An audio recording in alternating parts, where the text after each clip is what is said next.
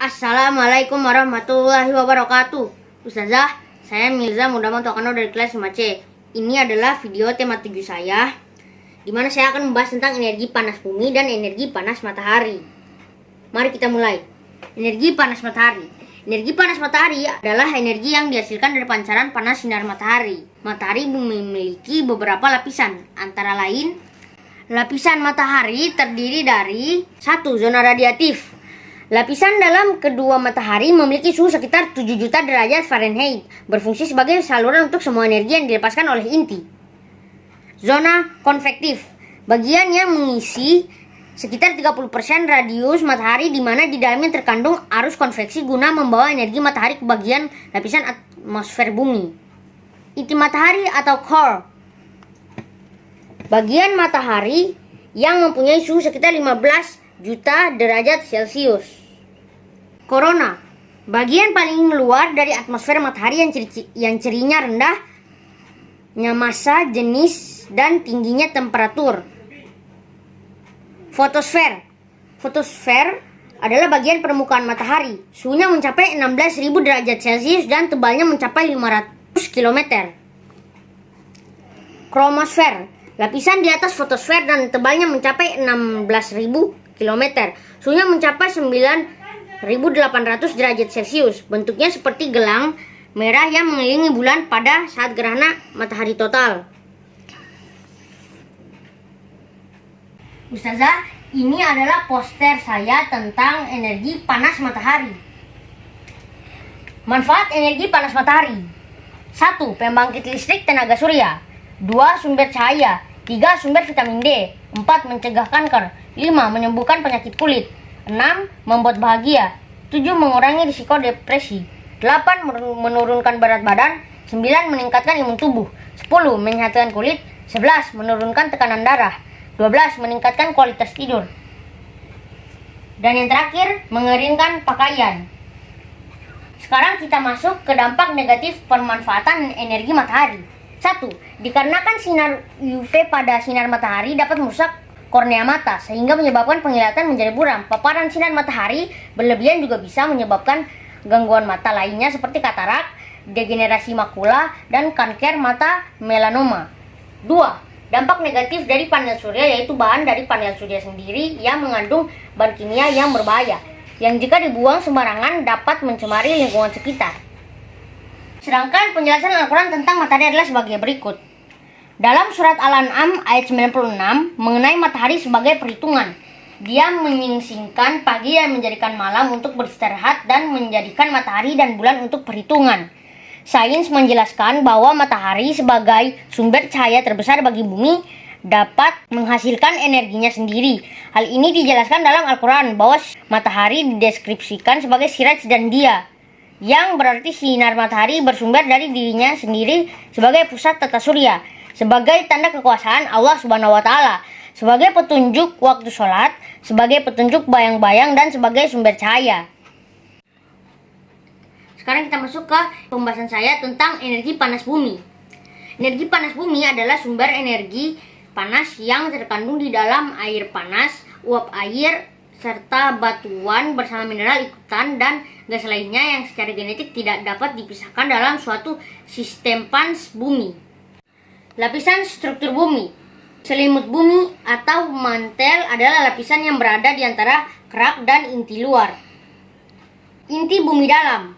Inti bumi dalam adalah bola panas dan padat yang sebagian besar mengandung besi, tebalnya mencapai 1220 km per 758 mil. Suhunya 5200 derajat Celcius, tekanan 3,6 juta atmosfer. Inti bumi luar merupakan lapisan cair dengan ketebalan sekitar 2266 km yang terdiri dari besi dan nikel. Suhu 4300 derajat Kelvin. Kerak bumi. Kerak bumi adalah cangkang padat paling luar dari planet berbatu, mengandung kandungan es. Ustazah, ini adalah poster saya yang bertema energi panas bumi.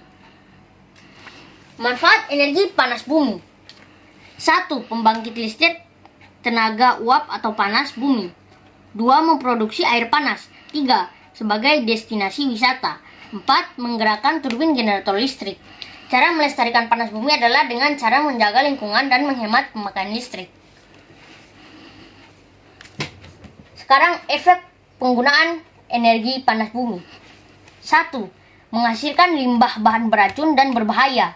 2. Pemanfaatan energi panas bumi pada pembangkit tenaga listrik dapat meningkatkan temperatur suhu bumi dan akan terjadinya kebisingan. 3. Pencemaran udara oleh polutan gas CO2. 4. Kepunahan biota di sekitar daerah pembangkit listrik. 5. Kerusakan lahan akibat operasi pabrik tenaga listrik. 6. Pencemaran udara berupa pans dan debu. Seperti yang sudah diketahui, Al-Quran menyebutkan bahwa bentuk bumi itu bulat dan berputar mengelilingi matahari, sehingga ada pergantian siang dan malam. Ada juga sebuah hadis yang menjelaskan tentang lapisan bumi yang bunyinya sebagai berikut. Siapa saja yang merampas tanah orang lain, meskipun hanya sejengkel, maka lehernya akan dililiti dengan tanah tersebut mulai dari permukaannya ke bawah hingga 7 lapis bumi. Diriwayatkan oleh H.R. Bukhari.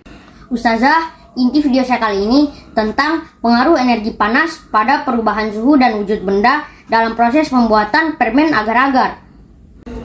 Nah, bahan-bahan yang diperlukan untuk membuat permen agar-agar. 1 bungkus agar-agar, 1 gelas air dingin, 1 gelas gula pasir, sedikit pewarna, gunting, loyang, panci, serta pengaduknya. Nah, sekarang kita masuk ke cara membuatnya. Masukkan semua bahan ke dalam panci.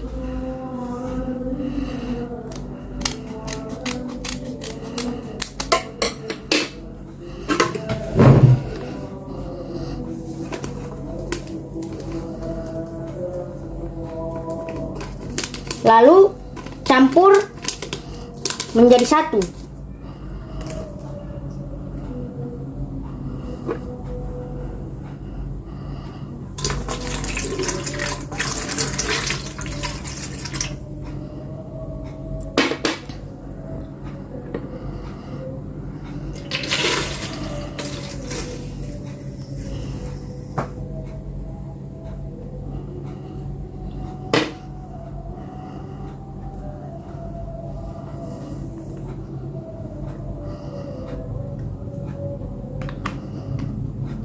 Lalu aduk hingga larut.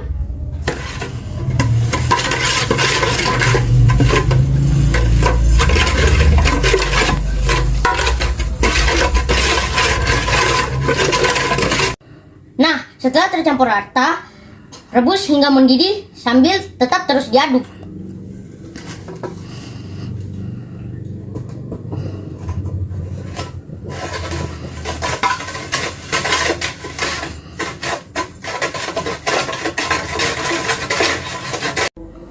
Setelah mendidih, lalu tuang ke dalam loyang.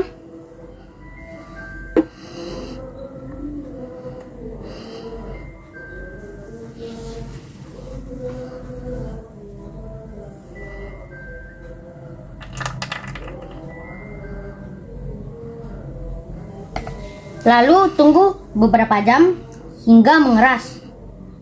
Nah, jika sudah mengeras seperti ini, potong dan tata di loyang.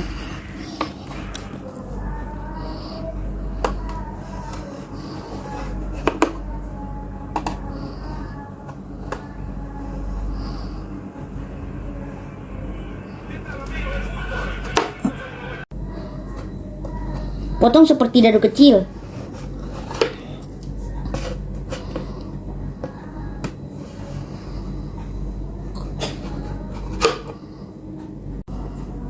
Jika sudah dipotong seperti dadu, maka tata di loyang.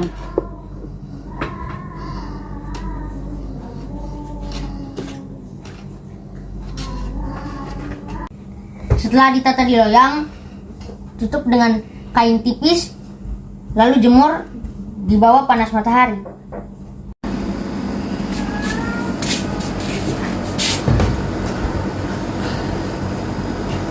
Lihatlah Ustazah, sudah ada putih-putihnya kan? Nah, putih-putihnya ini yang dinamakan mengkristal.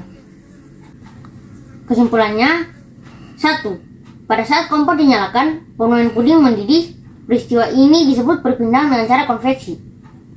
2. Pada saat permen dibuat, terjadi perubahan wujud dari cair ke padat.